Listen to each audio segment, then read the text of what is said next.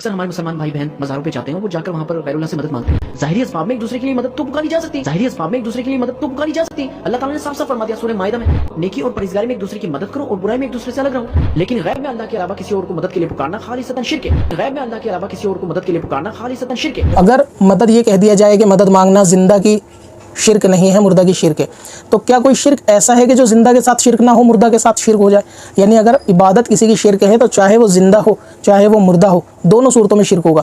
اسی طرح اگر مدد شرک ہوگی, مردہ سے شرک ہو جائے گی اور وہی زندہ سے جائز ہو جائے گی. تو یہ اصول بھی خود جاہلانہ ہے کہ کوئی چیز مردے کے ساتھ کرو تو اس کو شرک کہیں اور زندہ کے ساتھ کرو تو اس کو جائز کہیں. جو شرک ہوتا ہے وہ زندہ میں بھی شرک ہوگا اور مرے ہوئے میں بھی شرک ہوگا. تو اگر آپ کسی سے مدد زندگی میں لیں یا بعد وفات لیں, شرک ہے تو پھر وہ دونوں طریقے سے شرک ہے, اور اگر وہ جائز ہے تو پھر وہ دونوں طریقے سے جائز ہے. جیسا کہ امام غزالی رحمۃ اللہ تعالی علیہ کا قول ہے, اور اشاط العلمات کے اندر غالباً, اور شیخ محدث دہلوی رحمۃ اللہ تعالی علیہ نے جو مشکات کی شرح لکھی ہے اس کے اندر بھی, کہ آپ جس سے اپنی حیات میں مدد مانگ سکتے ہیں اس سے بعد وفات بھی مدد مانگی جا سکتی ہے. اور بزرگان دین اولیاء اللہ کا تو یہ کثرت سے معمول رہا ہے. جیسے امام شافعی ایک مزار کے بارے میں خاص فرماتے ہیں کہ وہاں دعا قبول ہونے کا وہ ایک طریقے سے مرکز ہے, کہ وہاں جب بھی دعا کریں گے مزار پہ جا کے دعا قبول ہوگی. تو بندے جو مزار پہ جا کے دعا کرتے ہیں تو وہ اس لیے کہ اللہ تبارک و تعالیٰ کے نیک بندے کے قرب میں جاتے ہیں تو وہاں رحمت الہی ہوتی ہے.